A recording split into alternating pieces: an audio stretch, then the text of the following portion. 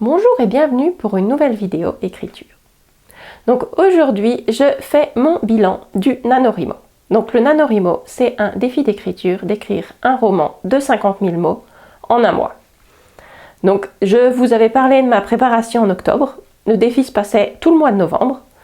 Je vous ai fait quelques bilans entre-temps de comment se passait, mais la dernière fois que je vous ai fait une vidéo, j'étais en fin de semaine 3, où j'étais en train de patauger dans le milieu de mon histoire.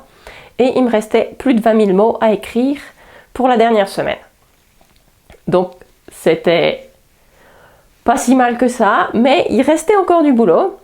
Donc je peux déjà vous annoncer que j'ai gagné mon NaNoWriMo. Je suis arrivée à 50 000 mots le 25 novembre, donc même 5 jours avant la date de fin, parce que je partais en vacances fin novembre, donc il fallait que je finisse avant.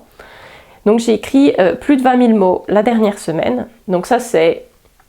On a l'impression que c'est énorme, mais il m'a suffi de 2 bonnes journées sans distraction extérieure, où là j'ai écrit 7-8 000 mots par jour, pour justement rattraper le retard et faire bien progresser l'histoire.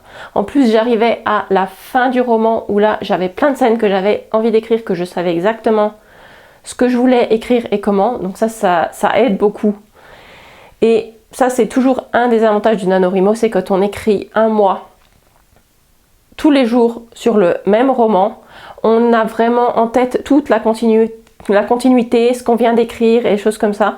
Donc ça vraiment, ça aide beaucoup à être assez efficace. Et quand on a des bonnes journées comme ça, où on peut écrire plusieurs scènes à la suite, ça progresse vite et c'est très... Enfin, on arrive à bien garder la cohérence de tout. Donc ça, je trouve que c'est un avantage d'écrire le premier jet comme ça rapidement, c'est que l'histoire se développe avec moins d'incohérence que si je la disséminais sur plusieurs mois. Enfin, ça c'est ce que moi je trouve. Donc j'ai plus de 50 000 mots maintenant sur ce roman. Il reste quelques scènes à écrire, donc je suis en train de les écrire maintenant pour le finir. Donc poser le point final aux dernières scènes. Une fois que j'aurai fait ça, je vais juste corriger les mots qui sont écrits avec les lettres dans le mauvais sens ou les choses comme ça pour que ce soit lisible. Et je vais imprimer mon premier jet. Donc, une fois qu'il est imprimé, je vais le laisser se reposer de côté pendant quelques mois pour l'oublier avant de faire la première relecture. Parce que j'ai besoin d'avoir un peu de distance avec le texte pour voir justement qu'est-ce qui manque, qu'est-ce qu'il faut corriger. Donc ça, en général, il faut que je lui laisse quelques mois tranquilles pour passer à autre chose et le voir avec un regard neuf.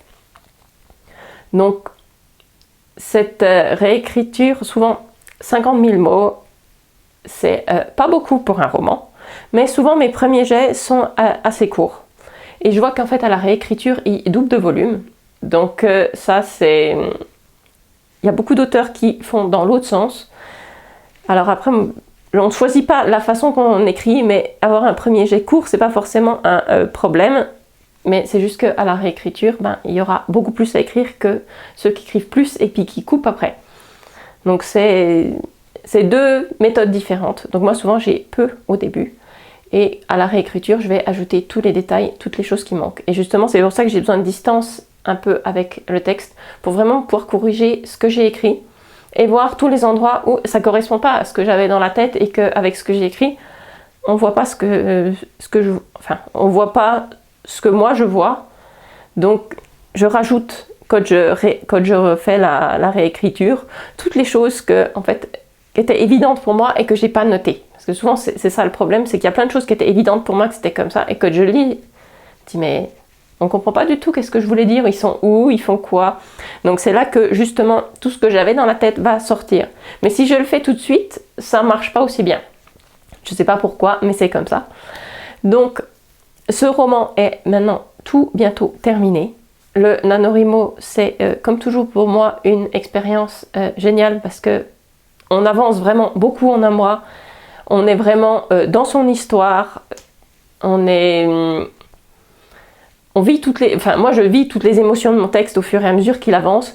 Donc c'est vraiment un mois qui est très intense, où on écrit pas mal et qu'on est vraiment immergé dans son histoire. Donc ça c'est un mois que j'adore pour ça. En plus novembre, il n'y a pas grand chose à faire. Donc c'est vraiment le mois parfait pour moi pour me plonger dans une histoire et sortir le premier jet, qui est vraiment mon premier document de travail pour finalement écrire le roman. Parce que souvent, ce que j'ai écrit au premier jet, il y a très peu qui reste jusqu'à la fin. Mais si j'ai pas le premier jet, il n'y aura pas d'histoire. Donc, je vous conseille si vous voulez écrire, juste lancez-vous, faites le premier jet. C'est pas parfait, mais c'est nécessaire pour la suite. Donc, si vous avez participé aussi, dites-moi où c'est que vous en êtes allé. Est-ce que vous avez réussi votre défi? Est-ce que vous avez bien avancé quand même? Parce que ça, c'est une réussite aussi. Rien qu'on a progressé sur son histoire. Tout le monde a pas un mois de novembre calme où on a le temps d'écrire. Donc, vous pouvez faire ça n'importe quel autre mois. Novembre, il y a toute la communauté qu'elle a. Donc, c'est l'avantage du NaNoWriMo, c'est que on n'écrit pas tout seul. Mais on peut aussi écrire tout seul. C'est pas forcément nécessaire d'avoir la communauté derrière. Donc, si vous avez participé, laissez-moi un commentaire. Et je vous retrouve bientôt pour une nouvelle vidéo de lecture.